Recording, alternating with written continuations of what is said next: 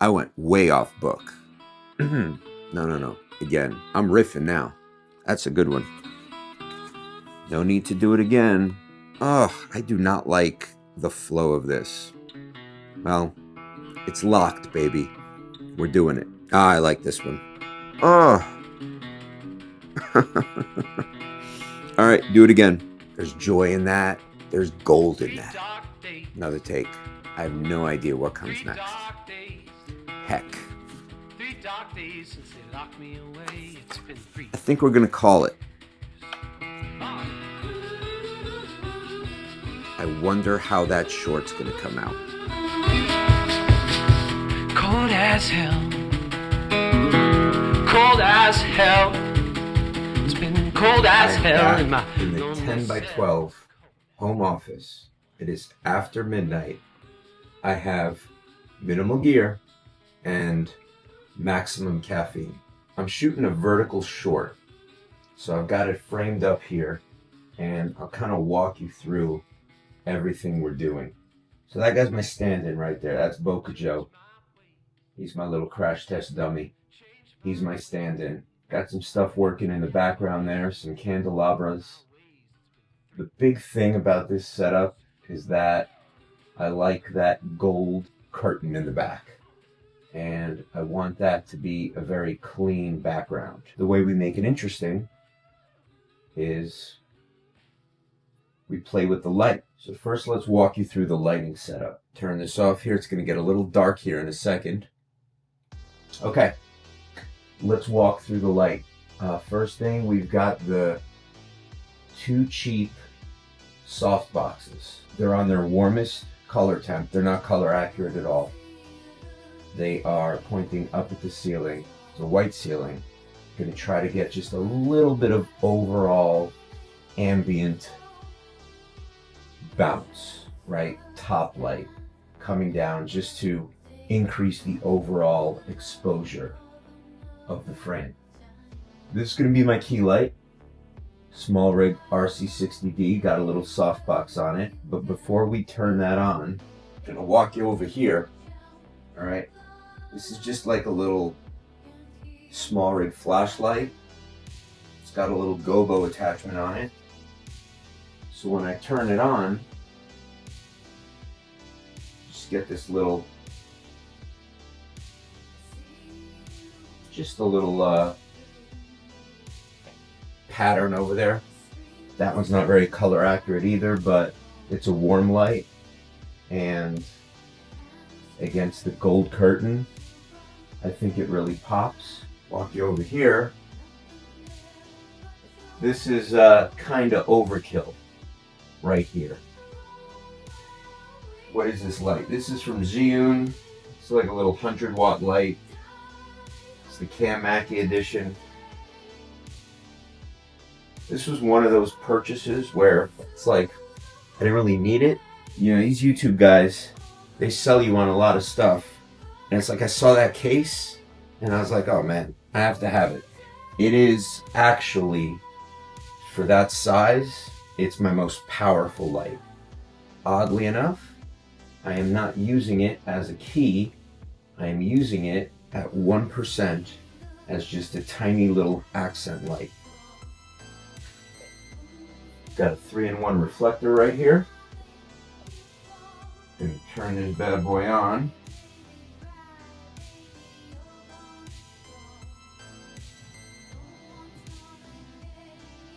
And set to about 2500 Kelvin. Got the little barn doors on there. And it's just gonna throw a little bit of extra light on that curtain.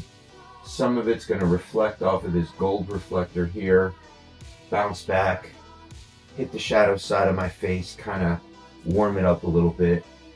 You get some interesting little light play and highlights on this candelabra right there. So that's cool. When we're in the camera, this radio is going to be in the extreme foreground. And we want to just illuminate it a tiny bit. So we got this cheap Ulanzi light. Oh no, what did I just do? Well, I'm gonna have to check that in the camera, huh? Yeah, I like that way that looks. All right. Hazards of a small office. So I got this cheap Ulanzi light here. Got it mounted on a little magic arm, super clamped to this desk here, and turn it on at like 2% at its warmest color temp, which is like 2500 Kelvin. And I think that it's going to give you the slightest bit of illumination on the dials here. That's the goal anyway. I don't know if this is overkill or underkill, but I'm having a really good time doing it. So then the last thing we do here is we set our key light. This light, first of all, it's feathering him, okay? So you don't want to get the light bang right on his face,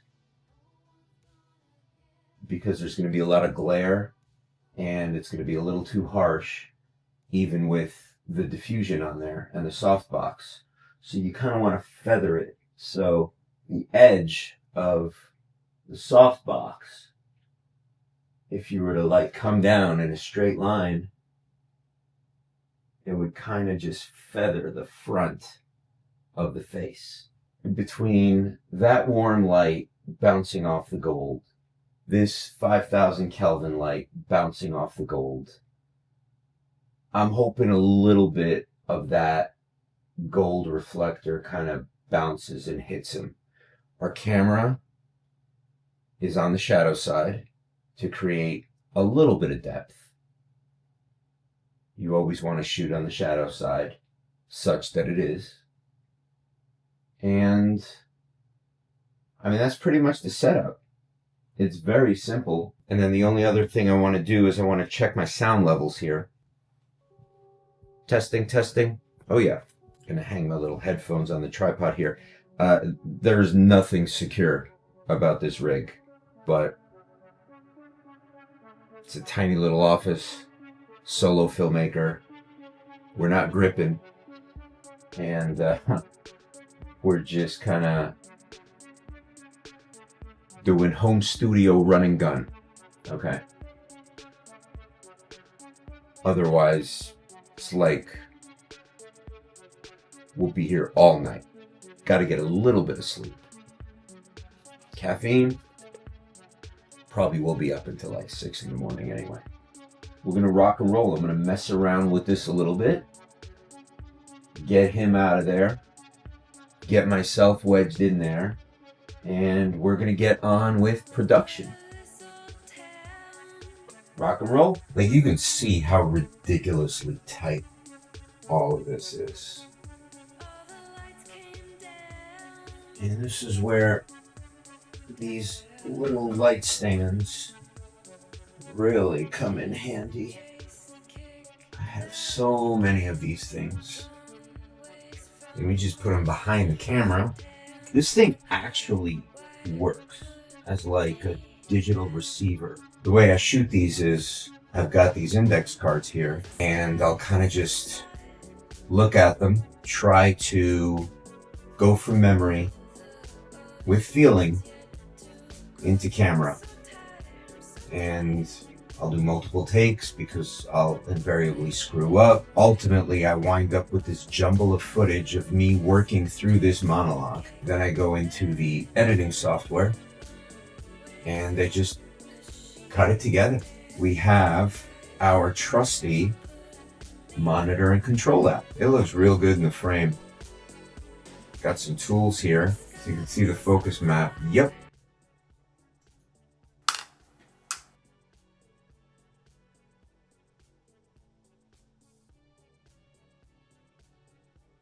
I'm running two BTS cameras. I'm running the Action 6 Pro, and I'm running this Osmo Pocket 3, okay? And this thing keeps shutting off on me. I love DJI, and I have leaned all the way in to working in the DJI ecosystem for BTS stuff, But like, I don't get the Pocket 3. I just don't understand it. It does weird things, like shuts off for no reason. I'm gonna figure it out because I think it's kind of cool. Let's take a look at false color. I am relatively underexposed, which I like. Let's rock and roll. Oh, I missed that third line. Come on. Clean it up. All right. Cut it. All right, we are back on the Pocket 3, and I am trying to figure out why you kept shutting off on me in the middle of that BTS. Why aren't we getting along, Pocket 3? Why do you shut off on me? Why are you not as easy to use as the Action 6? You're DJI, which means you're awesome.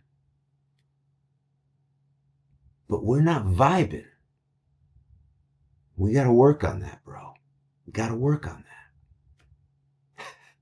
Yeah, I don't know if this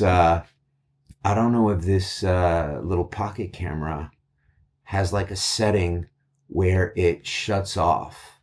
The way I was running it was I had it on a little tripod right here, and it was actually plugged into a power bank because the Pocket 3 just drains power quick. And I don't know, but I think I got some behind the scenes with the Pocket 3. Got a decent amount with the Action 6. Not sure if I'm going to be able to cut it together, and if so, how I'm going to be able to cut it together. But that's the art. That's the beauty of kind of doing these BTS and working through them. So we'll see what happens. I'm going to cut this BTS and throw everything into the computer and hope that I had some usable stuff. But I had fun. I felt rusty because it had been 14 days since I actually shot something with intent. And that's way too long to go without shooting. Way too long to go without shooting. We are not going to do that again. Tonight was a blast, and yeah, we're using it as a stepping stone to do some more cool things that we have in mind. Catch you later. 3 dark days. 3 dark days. 3 dark days since they locked me away. It's been 3 dark days.